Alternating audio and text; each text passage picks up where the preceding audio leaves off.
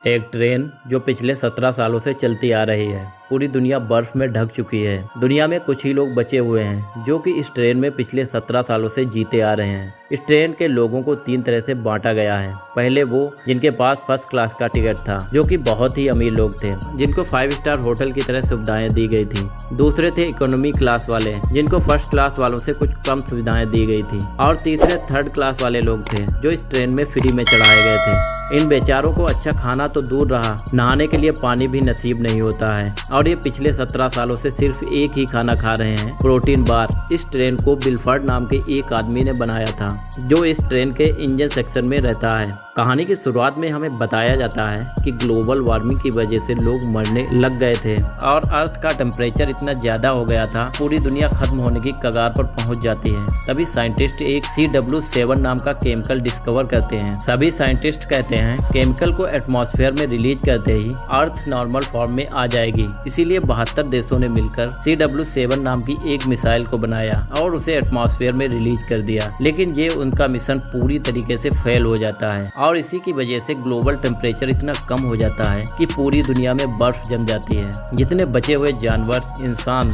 सभी को स्नोबियन नाम की ट्रेन में चढ़ा दिया जाता है, क्योंकि ये ट्रेन ही थी जिसमें इंसान बच सकते थे। इस ट्रेन में बहुत सारी फैसिलिटी थी जो इंसान को चाहिए थी, जैसे कि खाना पीना और यहाँ तक कि बच्चों को पढ़ाने के लिए स्कूल भी मौजूद था। पर ये सब फर्स्ट क्लास वालों और इकोनॉमी क्लास वालों के लिए था। ये ऐसी ट्रेन थी जो पूरे 24 घंटे चलती रहती थी। इसको अर्थ का एक चक्कर लगाने में 1 साल का वक्त लगता है। अब हमें 2031 का टाइम दिखाया जाता है, जहां पर ये ट्रेन पिछले 17 सालों से लगातार चलती आ रही थी। यहाँ पर 2 गार्ड्स थर्ड क्लास के डिब्बे में आते हैं और उनको काउंटिंग करके उन्हें खाने के लिए प्रोटीन बार दे देते हैं। ये गरीब पिछले 17 सालों से इसी प्रोटीन बार को खाकर जीते आ रहे थे। और इधर गार्ड्स को आगे के क्लास के लिए एक वायलिनिस्ट चाहिए था। उधर एक बुढ़ा आदमी कहता है कि वह और उसकी वाइफ एक वायलिनिस्ट है, पर उन लोगों को सिर्फ एक आदमी चाहिए था। इसीलिए वो लोग बुढ़े आदमी को अपने साथ चलने के लिए कहते हैं, लेकिन वह बुढ़ा आदमी उसकी वाइफ के बिना जाने से मना कर देता है। तब दोनों गार्ड्स मिलकर बुढ़े आदमी के हाथ को तोड़ देते हैं और उस बुढ़े आदमी को जबरदस्ती अपने साथ लेकर चले जाते हैं। यहीं पर हम कर्टिस और एडगर को देखते हैं, जो इन गार्ड्स के जाने के बाद सभी की प्रोटीन बार में अपना मैसेज ढूंढ रहे थे।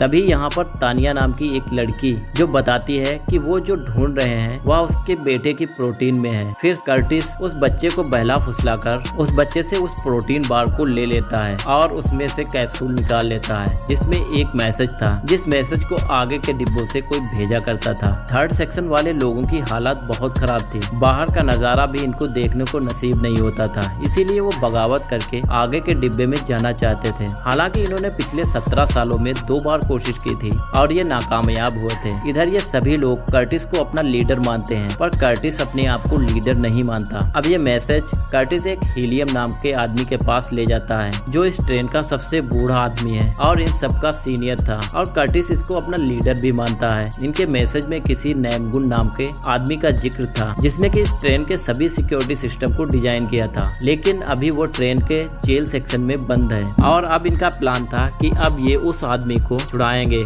और उसकी मदद से ट्रेन के इंजन सेक्शन पर अपना कब्जा करेंगे। फिर सब चीजों पर इनका कंट्रोल होगा। इसके बाद कुछ गार्ड्स आते हैं जो इनके बच्चों को आगे करने के लिए कहते हैं। फिर एक लेडी इन बच्चों की हाइट को नापने लगती है। इधर तानिया नाम की एक लड़की अपने बच्चों को छुपा रही होती है और एक आदमी भी अपने बच्चे को छिपा रहा होता है, लेकिन वह गार्ड दोनों के बच्चों को जबरदस्ती उठा लेते हैं और उनकी हाइट नापकर उन्हें अपने साथ ले जाने लगते हैं। और इधर जो आदमी था वो अपने बच्चों को गार्ड के साथ जाने नहीं देना चाहता था, इसीलिए वह इनसे भिड़ जाता है और इसी में वह अपना जूता लेडी के सर पर मार देता है। अभी वह लेडी चुपचाप चली जाती है, पर थोड़ी देर बाद मिस्टर मेसन्स आती है, जो कि इस ट्रेन की CEO की तरह है। इधर वह जूते को उठाकर कहती है, जिस तरह से जूते की जगह पैर में है और हेड की जगह सर पर होती है, तुम लोग भी उसी जूते की तरह है और तुम्हें अपनी औकात कभी नहीं भूलनी चाहिए। अब मेसन्स उस आदमी को सजा देने के लिए जिसने जूता फेंका था, उसका हाथ ट्रेन के बाहर रखवा देती है। बाहर इतनी ज्यादा ठंड होती है कि सिर्फ 7 मिनट में उस आदमी का हाथ जम जाता है। फिर उस आदमी के हाथ को हथौड़े से मारकर कटवा दिया जाता है। इधर हम काफी लोगों को देखते हैं जिनके हाथ पर पहले से कटे हुए थे। शायद इन्होंने भी पहले ऐसा ही कुछ किया होगा, तभी इनको ऐसी सजा दी गई थी। अब ये सब अपने हमले के लिए तैयार थे। इसके साथ ही कर्टिस क्लोनल नाम के ड्रग्स के बॉक्स को अपने साथ रख लेता है। इधर कर्टिस को शक था कि इन गार्ड्स की गन में गोलियां नहीं है, पिछले 10 सालों के विद्रोह में खत्म हो गई थी और अब गोलियां बनाई भी नहीं जा सकती थी। इसीलिए कर्टिस अपने शक को दूर करने के लिए एक गार्ड की गन को अपने सर पर लगाकर ट्रिगर को दबा देता है और उसका शक सही साबित होता है और वो गन तो सच में खाली थी, जिससे उन सभी को पता चल जाता है कि उनके गन में गोलियां नहीं है। इसीलिए वह सभी लोग उन गार्ड्स पर हमला कर देते हैं और उन्हें मारकर ट्रेन के जेल सेक्शन में पहुंच जाते हैं। नेम गुन को जेल चैम्बर से बाहर निकालते हैं। इस ट्रेन में जिसे भी सजा होती है उसे सुलाकर एक चैम्बर में डाल दिया जाता है। नेम और उसकी बेटी को भी चैम्बर में डाला गया था। ये दोनों क्रिमिनल ड्रग्स के आदी थे। इधर नेम कर्टिस से डील करता है कि अगर वो इस ट्रेन के दरवाजे को खोलने में उसकी मदद करेगा तो उससे हर दरवाजे के बदले 2 क्रिमिनल ड्रग्स देने पड़ेंगे। तो कर्टिस इस शर्त को एक्सेप्ट कर लेता है और फिर नेम ट्रेन के अगले सेक्शन के दरवाजे को खोल देता है। यहाँ पर एक चीज नोटिस करने वाली थी कि नेम की बेटी को पता चल जाता है कि दरवाजे के पीछे पीछे क्या है। इसके बाद ये सब दरवाजे से आगे सेक्शन में जाते हैं, सूरज को देखते हैं और बाहर की दुनिया देखते हैं। इधर गिलियम ये देखकर दुखी होता है। 17 साल बाद भी पृथ्वी की बर्फ अभी तक पिघली नहीं थी। अब इसके बाद दरवाजा खोलकर ये लोग अगले सेक्शन में आते हैं जहां गरीबों के लिए खाना बनाया जाता था, यानी कि protein bar. Curtis protein bar बनाने वाली मशीन के अंदर देखता है तो वह पूरी तरह से शॉक रह जाता है, क्योंकि ये जिस प्रोटीन बार को अभी तक खाते आ रहे थे उसको कॉकरोच को पीस कर बनाया जा रहा था। ये देखकर कर्टिस इस बात को अपने तक ही रखता है। यहाँ पर कर्टिस को उस अनजान आदमी का एक और मैसेज मिलता है जिसमें कि वाटर लिखा था, यानी कि अब उन्हें वाटर सेक्शन पर अपना कब्जा करना था, जो कि ट्रेन का सबसे अहम हिस्सा है। अगर ये लोग किसी तरह से पानी के सेक्शन पर अपना कब्जा कर लेते हैं तो उसके बाद इनकी सुनी जा सकती है। इसीलिए अब नेम पानी वाले सेक्शन का दरवाजा खोलने लग जाता है। इधर जब कर्टिस नेम की बेटी से बात कर रहा होता है तो उसे पता चलता है योना ने कभी जमीन नहीं देखी है, क्योंकि योना ट्रेन में ही पैदा हुई थी और उसकी उम्र भी 17 साल की ही थी। कर्टिस को लगता है कि योना एक नजूमी है। नजूमी वो लोग होते हैं जो दीवार के आर पार देख सकते हैं। इसीलिए योना फिर से दरवाजे की तरफ देखती है और वो दरवाजे को खोलने से मना कर देती है, पर अब तक बहुत देर हो चुकी थी। उसके कहने तक वह दरवाजे उसी टाइम पर खुल जाता है, जहाँ इस डब्बे में हथियारों से भरे हुए बहुत सारे गार्ड्स मौजूद थे और वह लोग इनका इंतजार कर रहे थे। फिर इन सभी के बीच लड़ाई होना स्टार्ट हो जाता है, लेकिन थोड़ी देर बाद यहाँ एक अनाउंसमेंट होती है। सभी लोग अब रुक जाते हैं। यहाँ पे हमें बताया जाता है कि ट्रेन अब न्यूयॉर्क बेंचमार्क ब्रिज से गुजरने वाली है। यहाँ से गुजरने पर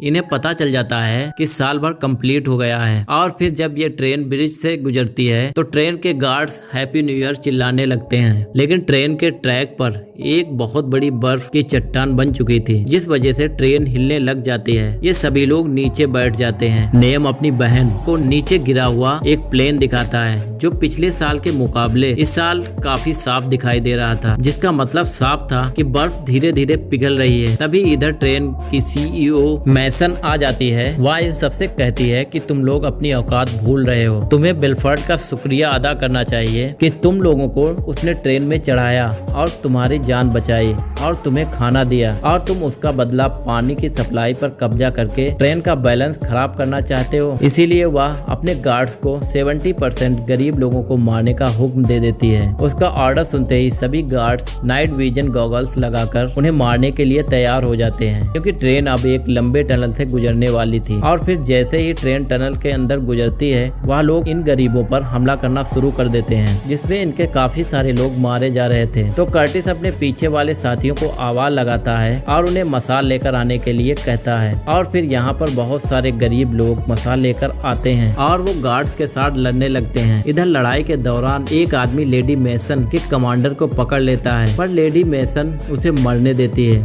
और फिर लेडी मेसन का एक गार्ड कर्टिस के दोस्त एडगर को पकड़ लेता है और कर्टिस को रोकने के लिए कहता है, पर कर्टिस के सामने लेडी मेसन थी। वह उसे पकड़ने के लिए जाता है, क्योंकि उसने अगर उसको पकड़ लिया तो वह सब कुछ रोक देगी। लेकिन जब तक कर्टिस लेडी मैसन के पास पहुंचता है तब तक वह गार्ड एडगर को मार देता है और फिर अब कर्टिस लेडी मैसन को पकड़ लेता है, जिसके बाद वो अपनी जान बचाने के लिए इन सभी गार्ड्स को रोक देती है। लेडी मैसन को बंदी बना लेते हैं और उसे टॉर्चर करते हैं और अपने बच्चों के बारे में पूछते हैं। वह उन्हें बताती है कि सभी बच्चे विल्फर्ड के पास हैं। विल्फर्ड को बच्चे बहुत ज्यादा पसंद हैं, तो कर्टिस उसे विल्फर्ड को यहाँ बुलाने के लिए कहता है, नहीं तो वह लोग पूरी ट्रेन के पानी सप्लाई को रोक देंगे। तो मैसन इन्हें बताती है इससे उनको कोई भी फर्क नहीं पड़ेगा। पानी फ्रंट वाले इंजन सेक्शन की तरफ से पीछे की तरफ आता है। बर्फ को पिघलाकर पानी को इधर सप्लाई किया जाता है और फिर यहाँ से पानी रिसाइकिल होकर पीछे के डब्बे में जाता है। और फिर कर्टिस मैसन को मारने की धमकी देता है, तो मैसन उससे कहती है अगर वो लोग उसकी जान बख्श दें तो वो उन्हें विल्फर्ड तक पहुँचाने में उनकी मदद करेगी।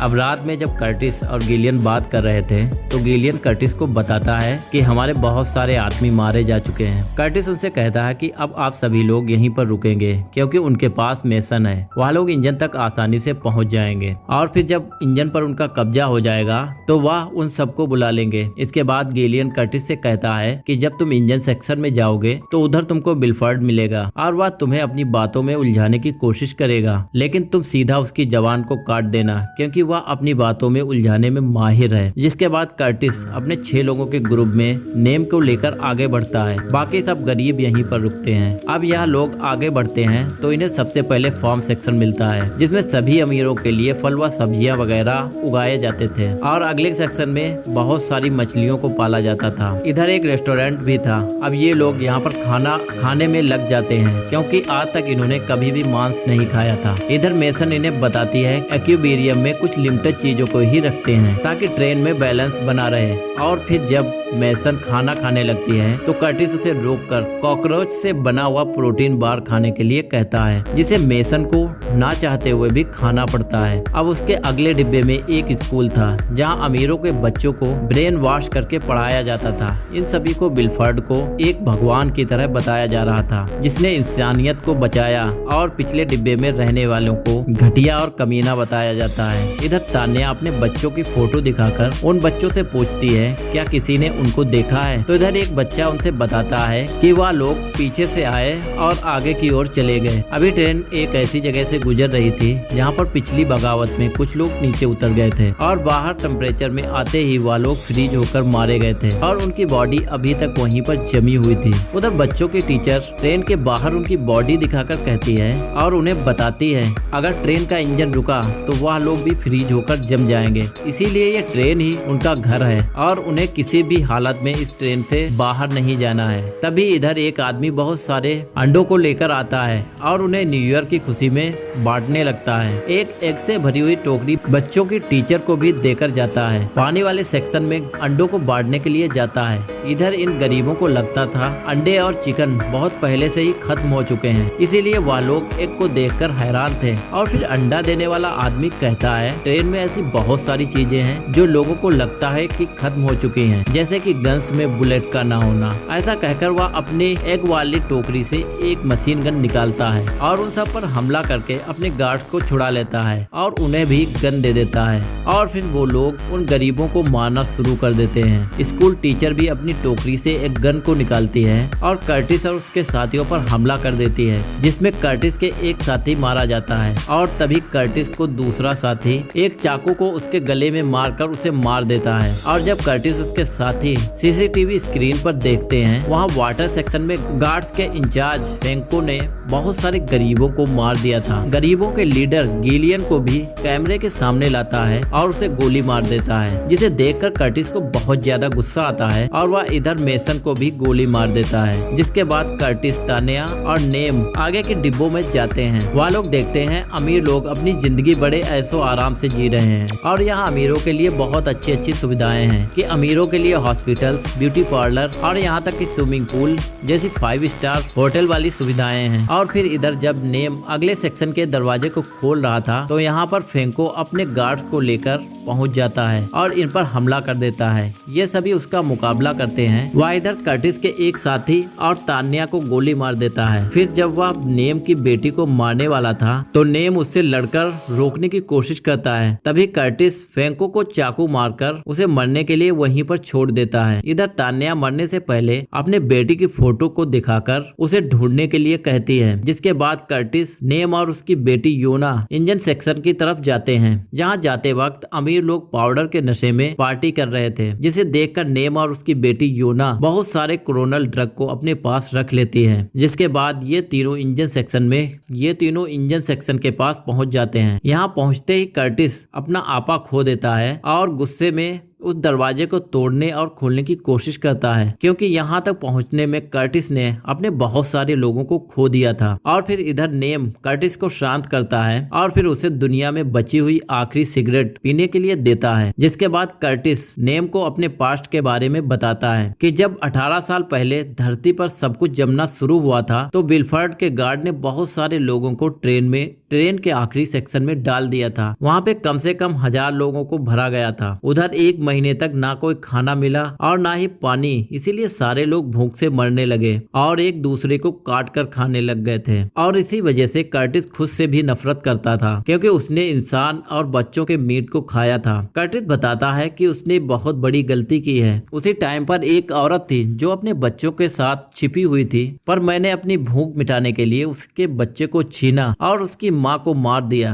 जैसे ही वह बच्चों को काटने वाला था तो गिलियन ने उससे चाकू छीन लिया और उन लोगों को अपना हाथ काटकर खाने के लिए दे दिया और इस तरह से उसने उस बच्चे की जान बचा ली। और फिर बहुत सारे लोगों ने अपने हाथ पांव काटकर उन्हें देना शुरू कर दिया था। और इसी टाइम पर कर्टिस जिस बच्चे को काटकर खाने वाला था वो और कोई नहीं बल्कि एडगर था। और इसी वजह से कर्टिस अपने आप से नफरत करता था, क्योंकि भूख की वजह से वो इंसानियत को भूल चुका था। और फिर कुछ महीनों के बाद बिलफर्ड के गार्ड उनके लिए प्रोटीन बार लाए और तब से वो लोग प्रोटीन बार खाकर ही अपनी जिंदगी जी रहे थे। अब कर्टिस बिलफर्ड से ये जानना चाहता था कि आखिर उसने हम लोगों के साथ ही ऐसा क्यों किया। इसीलिए वह नेम से जल्दी से दरवाजा खोलने के लिए कहता है, लेकिन नेम उसकी बातों को सुनकर कहता है कि उसकी कहानी बहुत दुख भरी है और उन्हें इंजन का दरवाजे को नहीं बल्कि ट्रेन के बाहर के दरवाजे को खोलना चाहिए, क्योंकि अब बाहर की बर्फ पिघल रही है। वह पिछले 10 साल से न्यू ईयर बेंचमार्क से नीचे देखा करता था तो उसे पहले खाई में प्लेन का सिर्फ एक टुकड़ा दिखाई देता था, पर अब वह प्लेन पूरी तरीके से दिखाई देने लगा है। इसका मतलब साफ है कि बर्फ पिघल रही है और अब बाहर जिया जा सकता है। और इसीलिए ही नेम क्रोनल ड्रग को इकट्ठा किया करता था, क्योंकि उस ड्रग को बहुत ज्यादा मात्रा में बॉम्ब की तरह ब्लास्ट किया जा सकता था। और इसीलिए वह ट्रेन के दरवाजे को उड़ाना चाहता था ताकि लोग इस ट्रेन से बाहर जा सकें। लेकिन कर्टिस को उसकी बातों पर जरा भी भरोसा नहीं होता, क्योंकि उसे लग रहा था क्रोनल का ज्यादा नशा करने से उसका दिमाग खराब हो गया है। और फिर इधर इंजन सेक्शन से बिलफर्ड की सेक्रेटरी आती है, फिर नेम को गोली मारकर यहीं पर मरने के लिए छोड़ देती है और कर्टिस को बिलफर्ड से मिलाने के लिए इंजन सेक्शन में ले जाती है, जहां बिलफर्ड सबसे पहले कर्टिस का स्वागत करता है और फिर उसे कहता है कि तुम 18 साल में ऐसे पहले इंसान हो जो कि ट्रेन के पिछले सेक्शन से इंजन सेक्शन में पहुंचने में कामयाब हुए। और फिर वो बताता है, मैं ही तुम लोगों को वो सीक्रेट मैसेज भेजा करता था, क्योंकि ट्रेन में हर 5 या 10 साल में विद्रोह करवाना जरूरी है। ये सब गिलियम के साथ उसका एग्रीमेंट भी हुआ था ताकि ट्रेन में संतुलन बना रहे और लोगों की आबादी कम हो सके। कर्टिस को जब पता लगता है कि गिलियम भी उसके साथ शामिल था तो वह पूरी तरीके से हैरान हो जाता है और फिर बिलफर्ड की बातों पर यकीन नहीं करता। तो बिलफर्ड उसे बताता है कि उन लोगों की बगावत करके सिर्फ एक दरवाजा खोलकर अंदर आना था ताकि उन्हें जगह मिल सके, लेकिन गिलियम ने उन्हें नहीं रोका, इसीलिए उसे मारना पड़ा। इसके बाद लास्ट सेक्शन में बिलफर्ड उसे एग वाले आदमी को कॉल करता है जिसने कि सभी गरीब लोगों को बंदी बनाया था। और फिर बिलफर्ड उन सभी को मारने का ऑर्डर दे देता है और फिर उनमें से सिर्फ 18 लोगों को जिंदा रखने के लिए कहता है, क्योंकि ट्रेन को चलते 18 साल कंप्लीट हो गए थे। और फिर एग वाला आदमी बिलफर्ड के ऑर्डर मिलते ही उन गरीबों में से 64% आदमी को मार देता है, जिसकी आवाज बिलफर्ड कर्टिस को सुनाता है। और फिर बिलफर्ड कर्टिस से कहता है, यहाँ ट्रेन में रिसोर्सेज बहुत कम है और लोग बढ़ते रहते हैं, इसीलिए उसे इस तरह के कदम उठाने पड़ते हैं और लोगों को लड़ाना और उनके दिल में बगावत का ख्याल डालना पड़ता है। इसके बाद बिलफर्ड कर्टिस को ट्रेन के इंजन में ले जाता है और उसे अपनी पोस्ट ऑफर करता है। क्योंकि बिलफर्ड की उम्र काफी हो चुकी थी तो वह ट्रेन को अकेला संभाल नहीं सकता था। उधर अब नेम और यूना होश में आ जाते हैं। उन्हें मारने के लिए फर्स्ट क्लास के लोग आ गए थे और वहाँ सभी गार्ड्स का लीडर फेंको भी था जो लड़ाई में जिंदा बच गया था। फिर इधर नेम और उसकी लड़ाई हो जाती है तो इधर नेम की बेटी योना इंजन सेक्शन का गेट खोलकर बिलफर्ड के असिस्टेंट को मारकर बेहोश कर देती है और कोरोनल के दरवाजे पर लगा देती है। और फिर वह कर्टिस के पास माचिस मांगने के लिए जाती है। कर्टिस बिलफर्ड की बातों में आकर पहले तो मैनिपुलेट हो गया था, लेकिन तभी योना को फील होता है जिस जगह पर वह खड़ी है उसके नीचे कोई है, इसीलिए वह टाइल को निकालने लगती है और ऐसा करता देख कर्टिस उसकी मदद करता है। और जब ये दोनों टाइल को हटाते हैं तो उसके अंदर टिमी और एंडी काम कर रहे थे। ये देखकर कर्टिस को बहुत ज्यादा गुस्सा आता है और वह बिलफर्ड के मुंह पर एक चोर का मुक्का मार देता है, जिसके बाद वह योना को माचिस देता है और बच्चों को बाहर निकालता है। उधर योना कोरोनल में आग लगा देती है जिससे ट्रेन में एक बहुत बड़ा ब्लास्ट होता है, जिससे एक बहुत बड़ी चट्टान ट्रेन के ऊपर गिरकर उसके सारे डिब्बों को नीचे गिरा देती है, जिससे ट्रेन में बचे सारे लोग मर जाते हैं और सिर्फ टिम्मी और योना ही बचे होते हैं। जिसके बाद ये दोनों ट्रेन से बाहर आते हैं और धरती पर पहली बार कदम रखते हैं। फिर इनको दूर पहाड़ी पर एक भालू दिखाई देता है, जिसका मतलब साफ था कि अर्थ अब जीने लायक हो गया है। और इसी के साथ ये मूवी यहीं पर खत्म हो जाती है। दोस्तों, आपको मूवी का एक्सप्लेनेशन कैसा लगा कमेंट करके बताना बिल्कुल ना भूलें और अगर आप चैनल पे नए हैं तो चैनल को सब्सक्राइब करें